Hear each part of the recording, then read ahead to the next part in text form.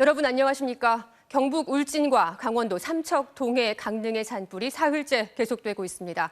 지금까지 피해의 면적은 15,000헥타르로 서울시 면적의 약 4분의 1에 달합니다. 오늘도 동원 가능한 모든 헬기가 투입됐지만 주부를 잡지는 못했습니다. 먼저 이 시각 현재 산불 상황을 김지인 기자가 정리했습니다. 어제 오늘 전국적으로 22곳에서 산불이 발생해 총 15,000여 헥타르가 불에 탔습니다. 현재 산불 진화 작업을 벌이는 곳은 모두 6곳. 울진 삼척, 강릉 옥계 동해 산불과 함께 강원도 영월과 대구 달성군, 부산 금정구 산불도 아직 불길이 잡히지 않고 있습니다. 그제 오전 11시쯤 울진군 북면 두천리에서 처음 시작된 불은 50시간 넘게 진화 작업이 이어지고 있습니다. 경북 울진읍 외곽인 고성리 산불은 완전히 진압됐고 전체 화선 60여 킬로미터 중 약 40%가량이 진압됐습니다. 하지만 또 북동풍이 불면서 산불이 남아할 것으로 예상돼 또 긴장감이 높아지고 있습니다. 국보급 보물이 있는 불형사가 있습니다. 그래서 지금 북동풍이 불고 있기 때문에 이게 산불이 남아할 걸로 예상이 돼서 이 대응리와 불형사의 대피도 저녁 때 검토 중에 있습니다. 현재 전국적으로 진화헬기 106대와 산림청 산불재난 특수진화대 등 18,000여 명을 총동원했고 야간 산불 대응을 준비 중입니다. 지금까지 인명피해는 없지만 울진과 강릉 등지에서 주택과 건물 등 460여 곳이 모두 불에 탔고 강원 동해 어달산 봉수대 등 문화재 피해가 한 건 집계됐습니다. 또 근처 주민 7,300여 명이 임시 거주시설 등으로 긴급 대피했습니다. 문재인 대통령은 직접 산불 피해 현장을 찾았고 정부는 경북 울진과 강원도 삼척을 특별 재난 지역으로 선포했습니다. 앞서 전면 통제됐던 동해고속도로와 동해안 7번 국도, 동해와 강릉으로 가는 열차는 오늘부터 운행이 재개됐습니다. MBC 뉴스 김지인입니다. 어제 큰 불이 들이닥쳤던 동해 도심은 다행히 불길이 잡혔습니다. 하지만 산림 지역은 여전히 진화에 어려움을 겪고 있는데요. 강릉 옥계에서 동해까지 번진 산불을 낸 60대 방화 용의자는 오늘 구속됐습니다. 취재기자 연결해 자세한 내용 들어보겠습니다. 이하라 기자 전해주시죠. 네, 저는 지금 산불이 계속 번지고 있는 강원도 동해시 백봉령 구간에 나와 있습니다. 해발 400m 이상 되는 산간 지역인데요. 이곳은 오전까지는 산불로 차량 운행이 통제됐다가 산불이 좀 잦아들면서 다시 차량이 다닐 수 있게 됐습니다. 하지만 해가 지고 밤이 되면서 주변 야산에서 불길이 점점 길어지고 있고 연기도 자욱한 상황입니다. 어제 새벽 1시에 시작된 불은 42시간 넘게 계속되고 있습니다. 지금까지 강릉과 동해 지역에서 주택 등 70여 채가 불에 타고 산림 3,700여 헥타르가 불에 탔는데요. 동해 지역 도심 주택가에선 불이 대부분 잡혔지만 정선군과 인접한 내륙 쪽으로는 불길이 길어지고 있습니다. 오늘 하루 헬기 28대와 진화 인력 9,000여 명이 투입돼 산림 지역에 대한 집중 진화가 이뤄졌고 오늘 오후까지 50%의 진화율을 보였습니다. 하지만 일부 산간과 주변 민가에 산불이 번질 우려가 여전하고 잔불이 되살아나는 것도 걱정입니다. 동해시에서 대피했던 주민 200여 명은 이재민들을 제외하고는 대부분 집으로 돌아갔습니다. 어제부터 멈춰섰던 동해 강릉 간 KTX와 무궁화 열차, 동해 고속도로 망상에서 옥계 구간도 통행이 재개됐습니다. 산림당국과 소방당국은 강풍특보가 해제되고 습도가 높아진다는 기상예보에 기대를 걸며 밤사이 저지선 확보에 주력하고 있습니다. 한편 강릉 동해 산불을 낸 60대 남성에 대해 법원은 오늘 영장 실질심사 2시간 만에 구속영장을 발부했습니다. 지금까지 강릉 동해 산불 현장에서 MBC 뉴스 이하라입니다. 이번 산불이 시작된 경북 울진은 여전히 비상입니다. 울진 현장 연결하겠습니다. 박성아 기자, 아직도 불길이 곳곳에서 번지고 있다고요? 네, 산불이 처음 시작된 울진군 북면 두천리에 나와 있습니다. 제 뒤로 보이는 산으로 불길이 옮겨 붙으면서 산 위쪽에서 시뻘건 불길과 연기가 치솟고 있는데요. 이곳을 넘어서면 곧바로 국내 최대 규모의 금강송 군락지가 있는 소광리가 있어 긴장감이 고조되고 있습니다. 어제부터 울진 읍내를 향하던 불길은 오늘 진화 작업 끝에 많이 잦아들었지만 여전히 곳곳에서 불길이 번지고 있습니다. 오후 들어 바람 방향이 다시 바뀌면서 서쪽인 소광리 지역으로도 불길이 빠르게 확산하고 있습니다. 소방과 산림당국은 오늘 울진 지역의 헬기 51대와 특수진화대 등 인력 5,300여 명, 소방장비 340여 대를 동원해 총력전을 벌였습니다. 하지만 산불이 워낙 넓게 퍼진 데다 건조한 날씨가 이어지고 있어 오늘 밤에도 불길을 잡기는 힘들 것으로 보입니다. 울진과 삼척에선 오늘 밤에도 660여 명의 주민들이 몸을 피해 임시대피소 16곳에서 밤을 보내고 있습니다.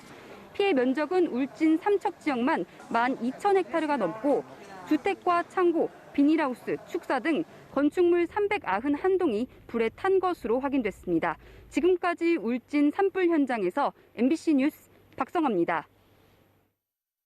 경북 울진 산불이 난 지 사흘째에 접어들면서 최초 발화 원인을 밝혀내기 위한 조사도 시작됐습니다.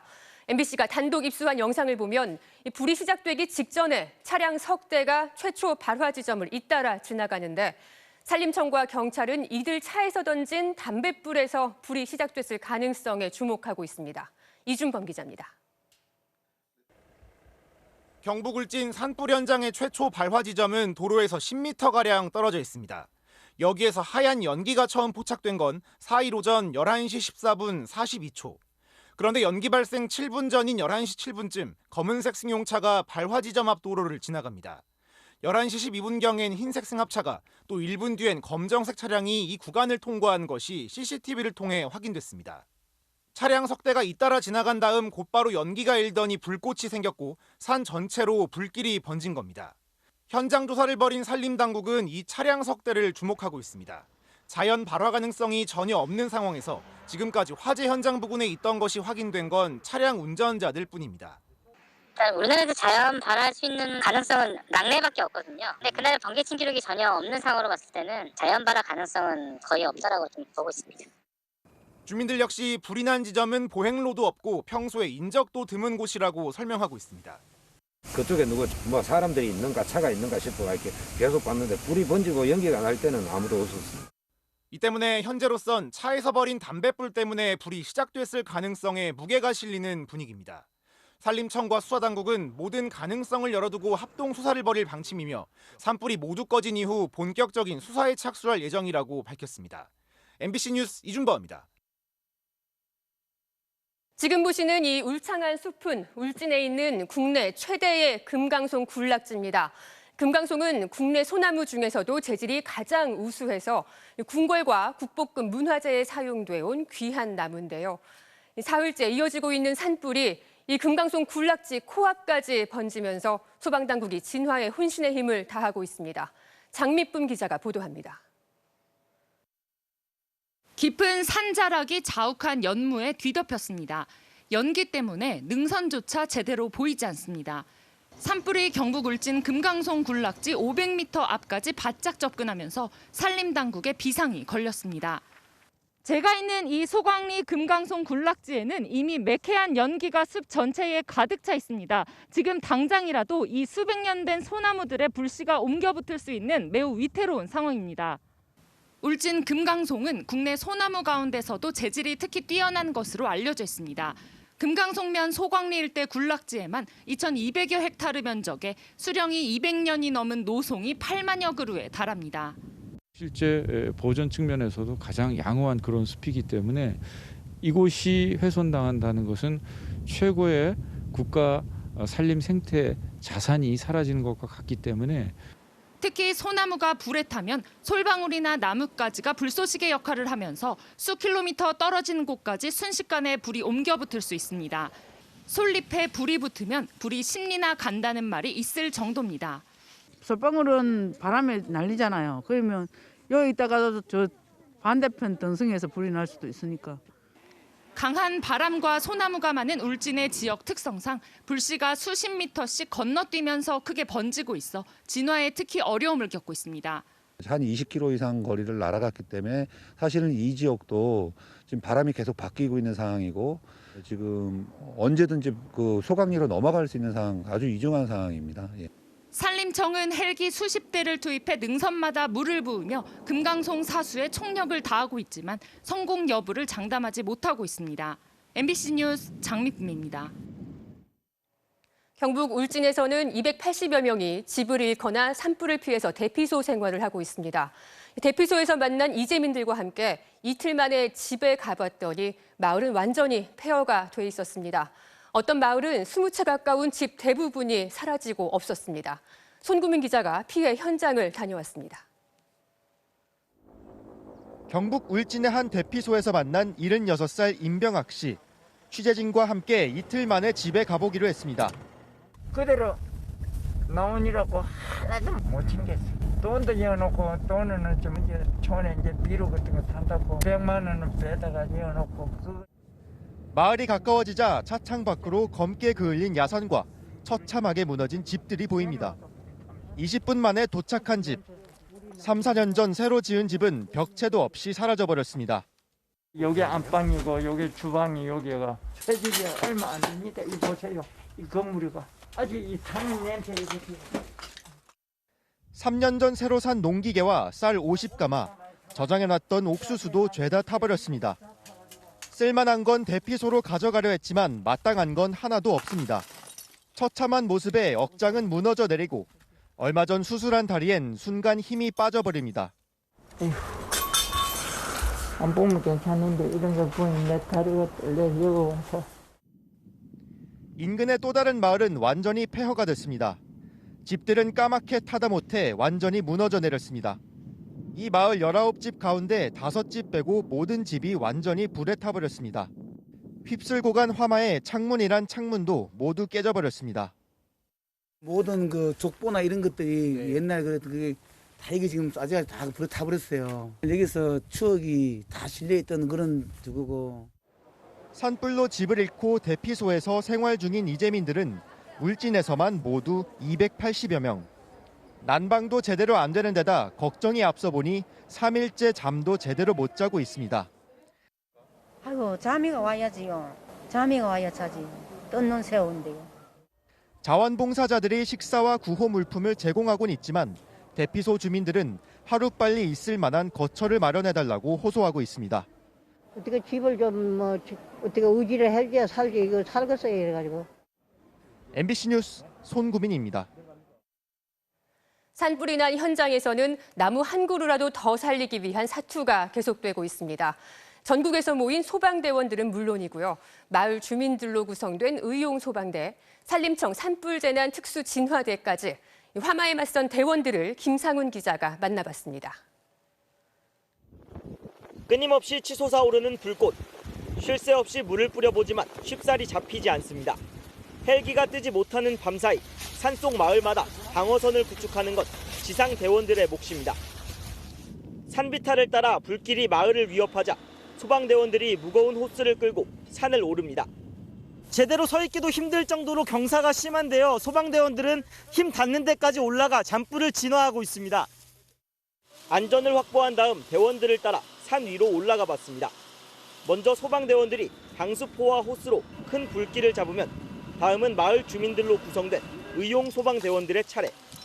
갈퀴를 이용해 숯덩이로 변해버린 나무를 짓누르고 흙으로 덮어 남은 불씨를 완전히 제거합니다. 불이 나면은 얼어있던 돌들이 굴러 내려오고 이러니까 위험하죠. 항상 조심해서 작업을 해야 됩니다. 미끄러질 듯 나무에 의지해 위태로운 작업을 이어가고 소방대원들도 호스를 나무와 몸에 감아 안전을 확보합니다. 보통 저희 로프를 이용해서 몸을 지지한 상태로 고정해서 다니고 있고요. 길이 좁아 소방차가 접근하기 힘든 곳에는 산불 특수 진화대 차량이 들어가야 합니다. 1톤짜리 물탱크를 가지고 긴 호스를 연결해 구석구석까지 물줄기를 뿌립니다. 차에서 쪽잠을 자며 벌써 사흘 밤낮을 현장에서 보냈습니다. 밤에도 내려오면서 지금 3일째 지금 하고 있거든요, 저희들이. 그러니까 지금 내려오면 밤에도 가서 끄고 진화하고 잔부 정리 다 하고 또 내려오고. 거센 불길에 숨이 막히고 연기에 시야가 막혀 불안해도 화마에 맞서고 있는 이들. 넘어지시거나 좀 위험하신 건 않나요? 원래 현장이라는 게 다 위험해서요. 네, 그 정도는 괜찮습니다. MBC 뉴스 김상훈입니다. 울진 산불이 14,000여 명이 살고 있는 울진읍 도심지까지 위협했습니다. 큰 불길은 잡았지만 울진읍 일대에 흩어져 있는 마을마다 피해가 잇따랐습니다. 김형일 기자가 보도합니다. 오늘 새벽 경북 울진읍 방향으로 내려온 산불이 산등성이를 따라 붉은 띠를 길게 형성합니다. 불길은 울진읍 중심지 2, 3km 앞까지 근접했고 오후 한때 한 아파트 단지 뒷산까지 위협했습니다. 인근 마을의 피해도 잇따랐습니다. 70대 농부는 고향으로 귀농해 20여 년 일궈온 삶의 터전이 하루아침에 사라졌습니다. 거실과 안방이 어딘지 구분조차 할 수 없을 정도로 새까만 잔해들만 남아 있습니다.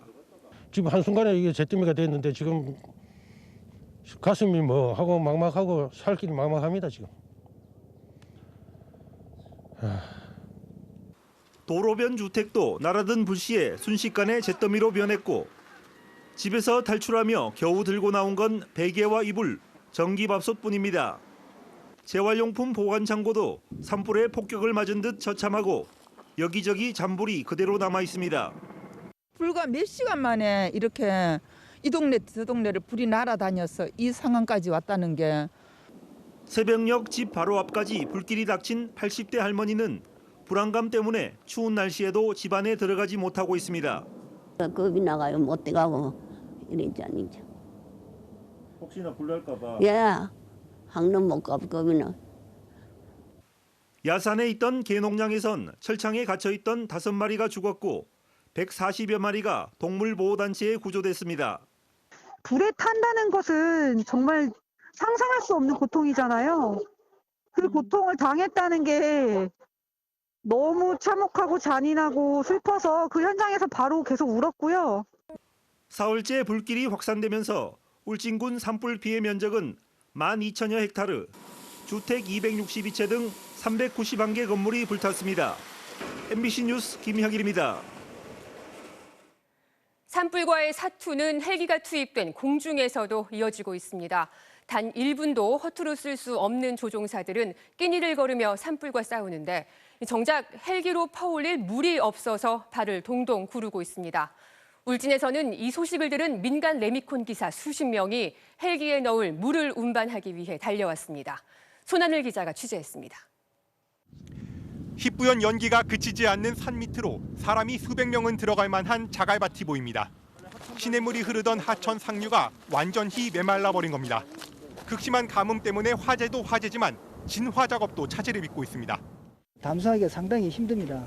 담수지도 많이 없는 형편이고 가까이 담수지가 있더라도 그 연기에 차서 항공기가 진입 못하는 그런 상황도 있습니다. 경북 울진의 비상활주로 여름철 야외 수영장처럼 생긴 빨간 튜브가 설치됐고 안에는 물이 고여 있습니다. 바로 옆에 바닷물이 있지만 염분 때문에 진화에는 쓸 수 없다 보니 헬기용 임시 급수조를 만든 겁니다. 헬기가 아무리 증강돼도 진화 효율에 있어서 담수지가 적으면 효과를 발휘하기 힘들거든요.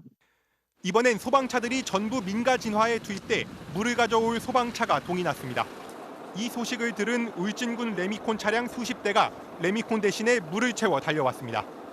바로 이쪽에 불이 났으니까 저기 먼 거리에서 물 떠갖고 오는 시간이 걸리니까 회사에서 물을 받아갖고 여기 레미콘 차로 지금 물을 도와주고 있습니다.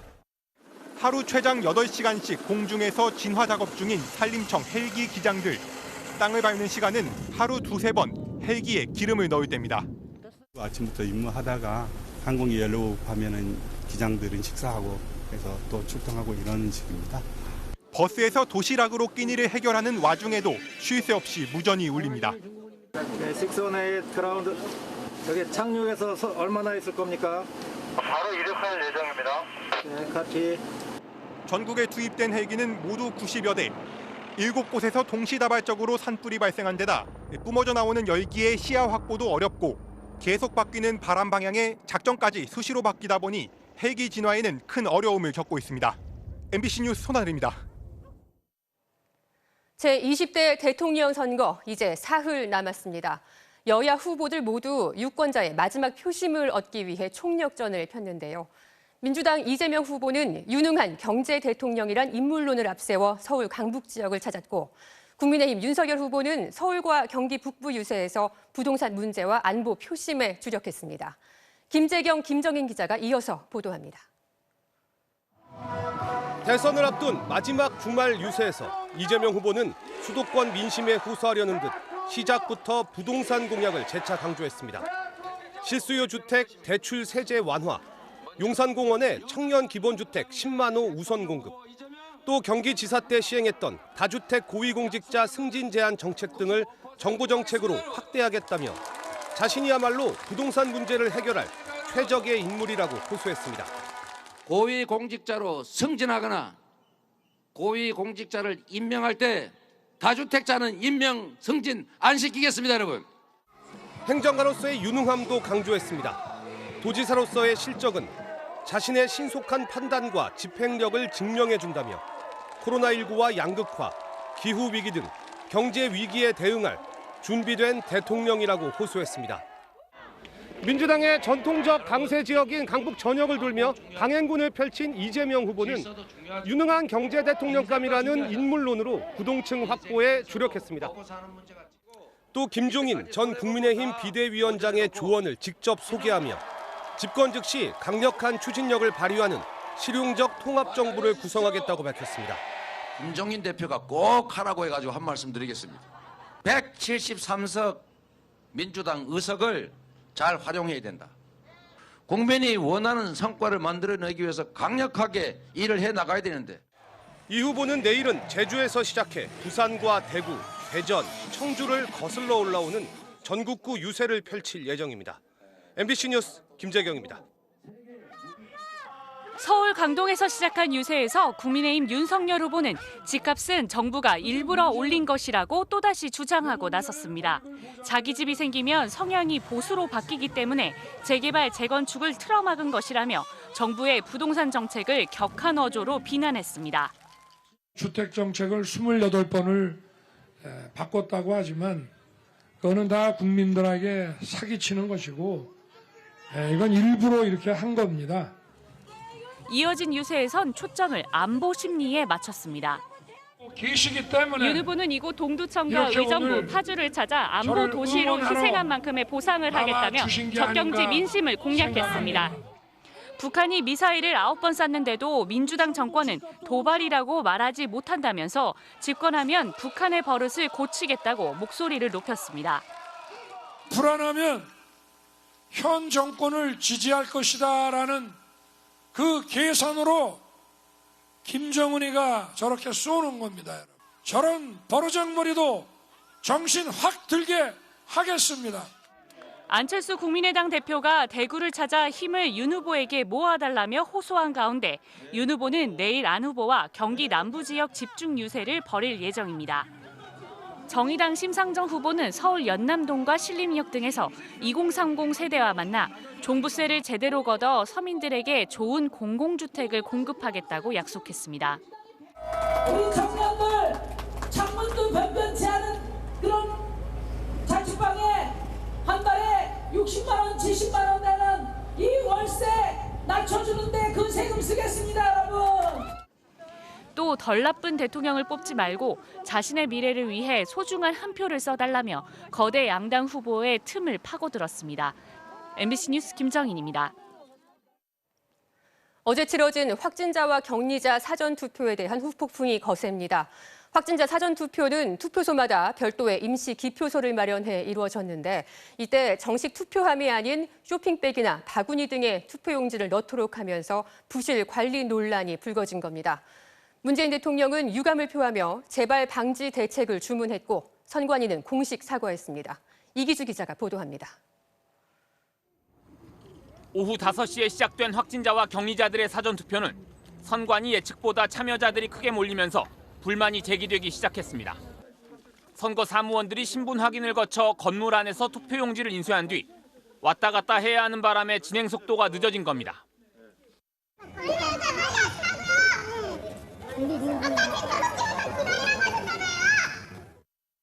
선거법상 투표함이 한 개뿐이기 때문에 확진자들이 기표한 투표용지를 직접 투표함에 넣을 수 없었던 것은 문제의 핵심이었습니다. 네, 지금 저희 투표용지가 있기 때문에요. 이렇게 움직이시면 안 되시고요.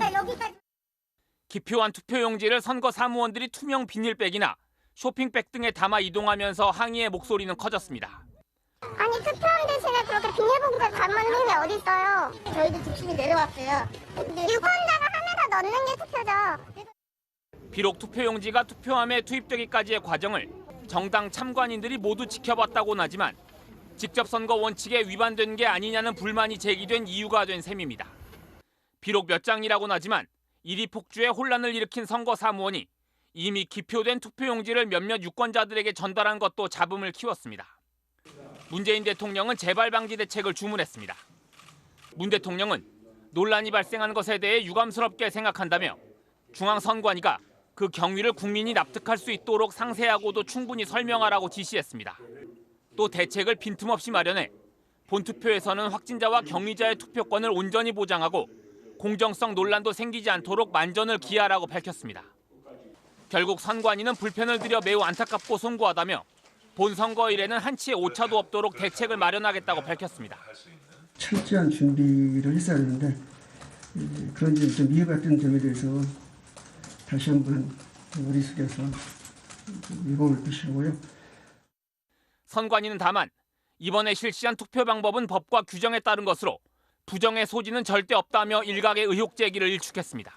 MBC 뉴스 이기주입니다. 코로나 확진자 투표에서 일부 관리에 문제점이 드러나긴 했지만 여야는 역대 최고치를 기록한 사전 투표율을 놓고 유불리에 촉각을 곤두세우고 있습니다. 김지경 기자가 취재했습니다. 이번 사전 투표율은 36.93%로 전국 선거에 사전 투표가 도입된 이후 가장 높은 수치이자 특히 지난 2017년 대선보다는 무려 10%포인트 넘게 상승했습니다. 사전 투표가 좀 더 보편화되는 것도 있지만 이번엔 코로나를 걱정해 덜 붐비는 사전 투표를 선택했다는 분석도 있습니다. 높은 사전 투표율에 대한 셈법은 여야가 다릅니다.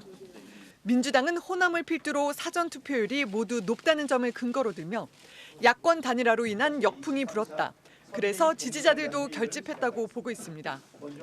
중도 부동층에서 이 후보 단일화를 부정적으로 판단하고 있는 그러한 양상들, 그리고 오히려 이재명 후보 지지층이 결집하고 있는 이런 측면들이 반대로 국민의힘은 정권 교체 열망이 높은 투표율로 나타난 거라고 해석했습니다.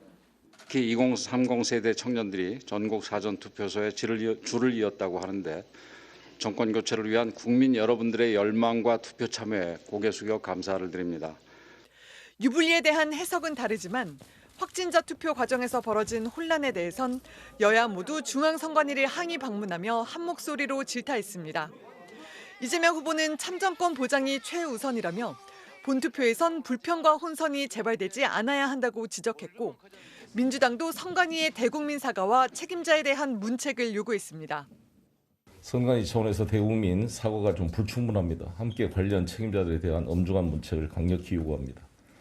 국민의힘은 부정선거 의혹에 대해선 사실 확인이 먼저라고 선을 그으면서도 이번 혼란은 보수 유권자 분열을 위한 작전이 아니냐며 공세를 폈습니다. 늘 부정선거 의혹을 제기하시는 우리 보수층을 분열시키기 위한 작전입니다, 이게. 초박빙 접전일 거란 전망이 우세한 가운데 사전투표율도 크게 높아지면서 남은 이틀간 여야의 총력전은 더욱 치열해질 전망입니다. MBC 뉴스 김지경입니다. 전쟁 10하루째를 맞은 우크라이나 상황 알아봅니다. 러시아군은 민간인 대피를 위해서 잠시 휴전하기로 했던 약속마저 어기고 공격을 재개했습니다. 이제 18개월 된 아기가 포탄에 숨지는 등 미처 대피하지 못한 무고한 시민들의 피해가 커지고 있습니다. 신정현 기자가 보도합니다. 러시아군이 포위한 우크라이나 남부의 전략적 요충지 마리우폴. 도심 곳곳에서 시커먼 연기가 쉼없이 피어오릅니다. 피투성이가 돼 병원으로 이송된 18개월 남자아이. 가정집에 떨어진 포탄에 머리를 다쳐 결국 세상을 떠났습니다.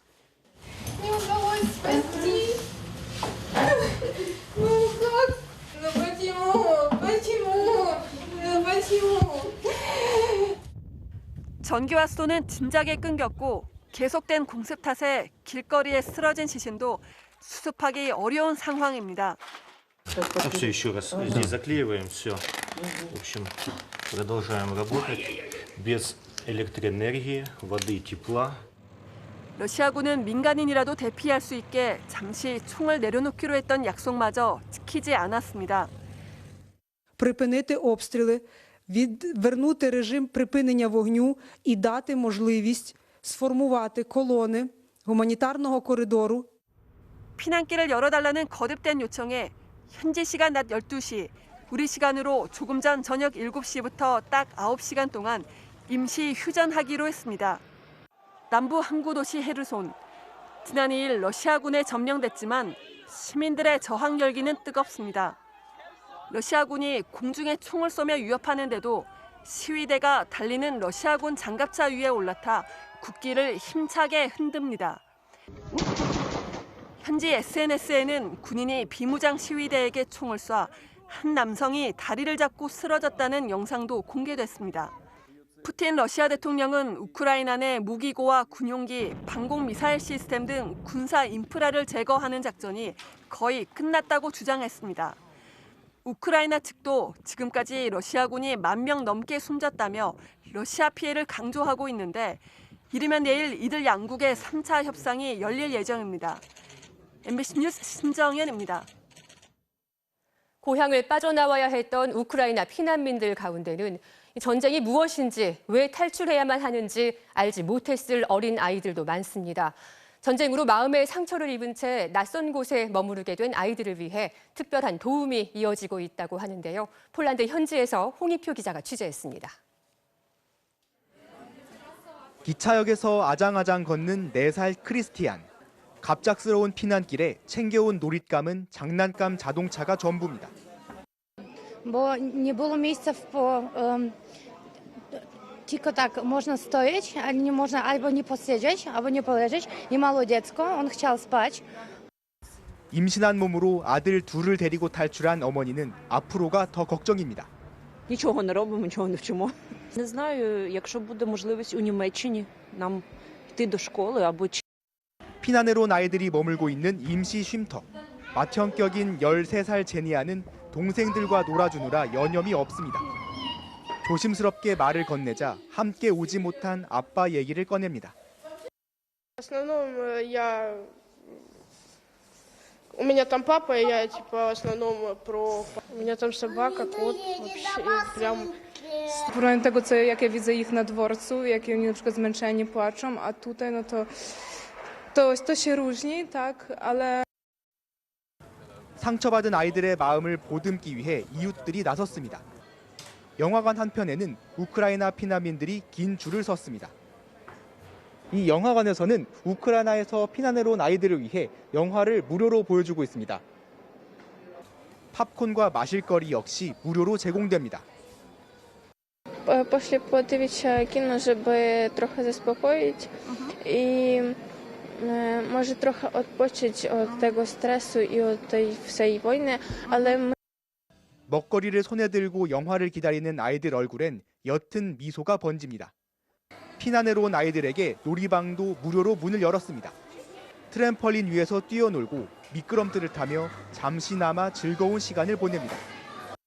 Staram się cały czas do nich podchodzić z uśmiechem i widzę, że no też przeżywają tą sytuację i jest mi szczerze po prostu bardzo ich szkoda. Dlatego 전쟁으로 고향을 떠난 우크라이나 피난민이 120만 명을 넘어선 상황.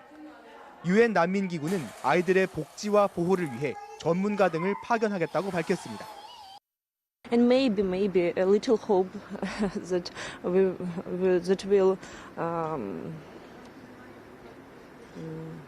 come in Ukraine again, and maybe my child will be born in Ukraine, but I don't know. 폴란드에서 MBC 뉴스 홍희표입니다. 코로나19 신규 확진자가 사흘 연속 20만 명대를 기록했습니다. 오미크론 변이의 치명률이 낮다고는 하지만 확진자가 폭증하면서 사망자 수도 가파르게 늘고 있습니다. 김민욱 기자입니다. 오늘 코로나19 추가 사망자는 151명. 200여 명 발생했던 전날보다는 55명 줄었지만 역대 세 번째 규모입니다. 지난 한 주간 누적 사망자도 처음으로 900명을 넘었습니다. 지난 2월 첫째 주에 146명이었던 주간 사망자가 2주 만에 2배 이상 늘고 또다시 2주 만에 3배가 된 겁니다. 중증 화율이 약한 오미크론 변이의 유행으로 석 달 전 0.9%였던 치명률은 0.2%까지 떨어졌지만 확진자 규모가 급증하며 추가 사망자 수 또한 늘어난 겁니다. 특히 60대 이상의 고위험군이 전체 확진자의 15% 이상을 차지하는 상황이 지속되고 있어 이들에 대한 집중 관리의 중요성이 더욱 높아지고 있습니다. 60대 이상은 백신 접종을 완료를 하더라도 치명률이 0.5% 정도 되니까 하루에 150명 이상씩 계속 사망할 수 있는 상황이 되고 코로나19 위중증 환자는 885명으로 이틀째 800명대 후반. 위중증 병실 가동률은 56.4%로 아직 의료 여력이 절반가량 남아있지만 지난달부터 매주 10%포인트 내외로 증가하고 있습니다. 신규 확진자 규모 증가에 따라 한 주 정도 차이를 두고 늘어나는 양상입니다. 정부가 예상하는 유행 정점은 3월 중순쯤. 방역당국은 확진자 증가 한두 주 뒤 사망자도 따라 증가한다며 오미크론 대응체계 전환의 고비가 될 3월 한 달 동안 방역 지침을 잘 지켜달라고 당부했습니다. MBC 뉴스 김민욱입니다. 현대제철 예산공장에서 20대 노동자가 작업 도중 숨지는 사고가 발생했습니다. 현대제철 당진제철소에서 노동자 사망 사고가 발생한 지 불과 사흘 만인데요. 고용노동부는 현대제철에 중대재해기업처벌법을 적용할지 검토하고 있습니다. 이승섭 기자입니다. 119 구급대원들이 공장 바닥에 쓰러진 남성에게 응급처치를 실시합니다. 어제 오후 1시 40분쯤 현대제철 예산공장에서 25살 A씨가 작업 도중 갑자기 떨어진 가로 70cm, 세로 180cm의 철제 틀에 깔려 숨졌습니다. 금형 수리 청소 작업하다가 그랬어요. 떨어진 거는 한 1톤 정도 돼요. 사고가 난 공장은 현대제철이 한 업체에 자동차 부품의 위탁 생산을 맡긴 곳입니다. 숨진 A씨는 위탁 생산업체가 공장 설비의 정비를 맡긴 2차 하청업체 소속이었습니다. 고용노동부는 사고가 난 공정에 작업 중지 명령을 내리고 정확한 사고 경위와 원인을 파악하고 있습니다. 고용노동부는 이번 사고를 중대재해기업처벌법 적용 대상으로 판단하고 현대제철에 책임을 물을 수 있는지 검토하고 있습니다. 현대제철에서는 지난 2일 당진제철소에서 50대 노동자가 고온의 도금 포트에 빠져 숨지는 등 최근 15년 동안 전국의 사업장에서 노동자 40여 명이 목숨을 잃었습니다. 원청에게 개선해달라, 뭐 좀 바꿔달라 요구를 하면 정말 길게는 10년이 지나도 서류 개선 안 해줘요. 경찰도 수사에 나서 안전수칙을 어긴 정황이 드러나면 업무상 과실치사 혐의를 적용해 책임자를 입건할 방침입니다. MBC 뉴스 이승섭입니다. 잠시 후 뉴스데스크에 이어 방송되는 탐사기획 스트레이트에서는 중대재해처벌법 시행 이후에도 바뀌지 않고 있는 노동 현장의 안전 문제를 집중 보도합니다. 또 시행 초기부터 드러난 법의 사각지대와 편법까지 동원하며 책임 피하기에 급급한 기업들의 행태를 고발합니다.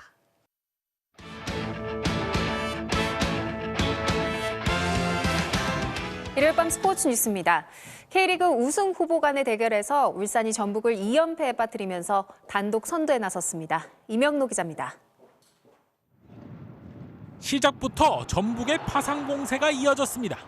하지만 선제골의 주인공은 울산이었습니다. 레오나르도의 원샷 원킬로 분위기를 바꿨습니다.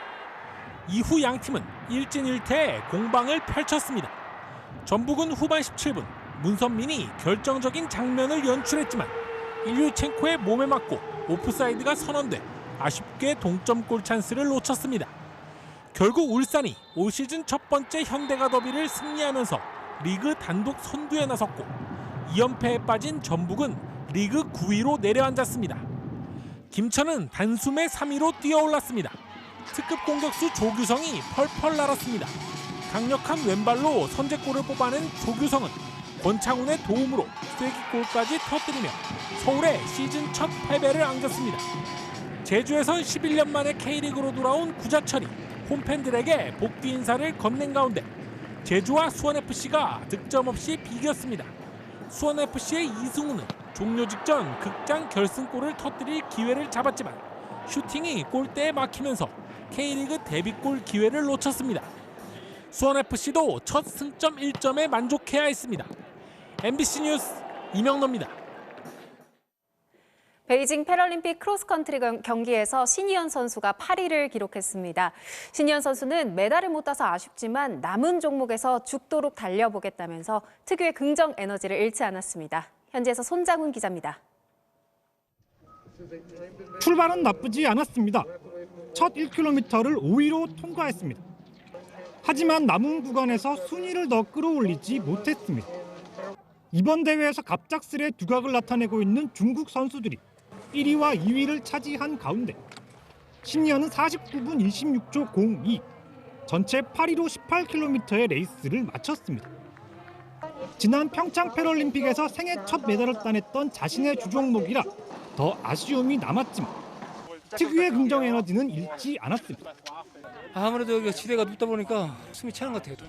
뭐 전략이라 있겠습니까? 그냥 죽도록 달리는 거지 뭐.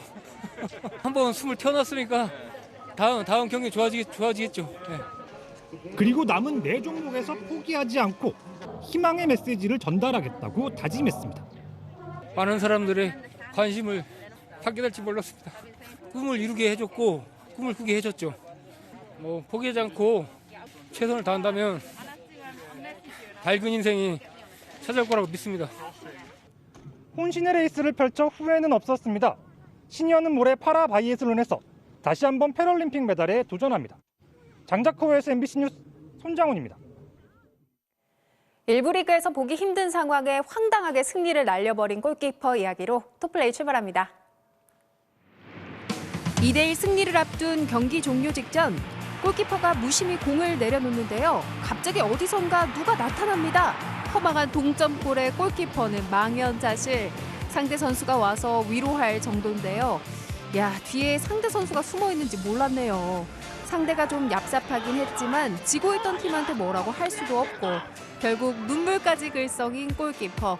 일부 리그에서도 실제로 이런 일이 일어나네요. 이번엔 미국 여자 소프트볼 경기입니다. 상대 투수의 폭투에 3루 주자가 파고드는데요. 아웃인가요? 아니군요. 빠져나갈 틈이 있었습니다. 거짓말 같은 득점. 그냥 포기할 수도 있었을 텐데 재치 있는 집중력으로 이걸 해냅니다. 역시 정신 바짝 차리면 틈이 있죠.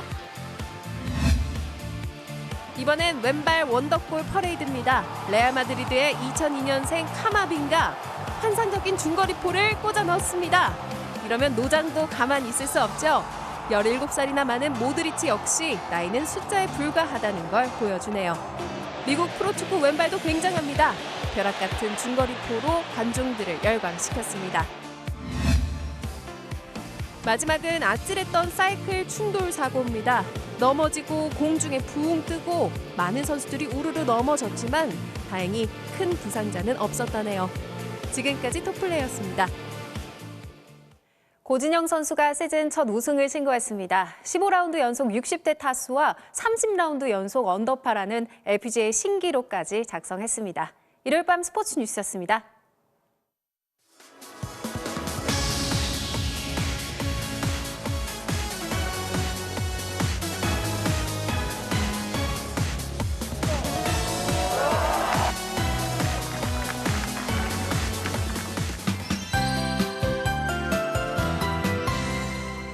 건조한 날씨에 바람까지 강해서 화재 진압에 어려움을 겪었습니다. 대형 산불이 난 지 사흘째 접어들었는데도 천리안 위성 영상에 불길이 또렷하게 포착되고 있습니다. 삼척과 울진 또 영도 부근까지 북서풍을 타고 강한 연기가 하늘로 번지는 모습입니다. 다행히 갈수록 바람은 잦아들고 있습니다. 강풍특보도 모두 해제되는데요. 그래도 내일까지는 일부 지방에서 바람이 국지적으로 약간 강하게 불 수 있어서 주의하셔야겠고요. 모레부터 당분간은 바람 걱정은 안 하셔도 되겠습니다. 대기의 건조함은 더 심해지고 있습니다. 건조특보가 전국 많은 지역으로 더 확대 강화되고 있습니다. 더 이상 불이 나지 않도록 각별히 유의하셔야겠습니다. 내일 하늘에는 가끔 구름만 지나겠고요. 동해안 지방에서는 너울성 파도가 밀려올 수 있겠습니다. 아침 기온은 오늘과 비슷하겠습니다. 서울이 영하 2도, 전주 영하 1도, 대구 영하 3도까지 떨어지겠습니다. 한낮 기온은 서울이 8도, 광주 13도, 부산 12도로 오늘보다 1도에서 4도가량 높겠습니다. 한 주 내내 맑기만 하다가 일요일쯤 전국에 비 소식 나와 있는데요. 얼마나 내릴지는 조금 더 지켜봐야 되겠습니다. 날씨였습니다. 3월 6일 뉴스데스크 여기서 마칩니다. 저는 다음 주말에 다시 찾아뵙겠습니다. 고맙습니다.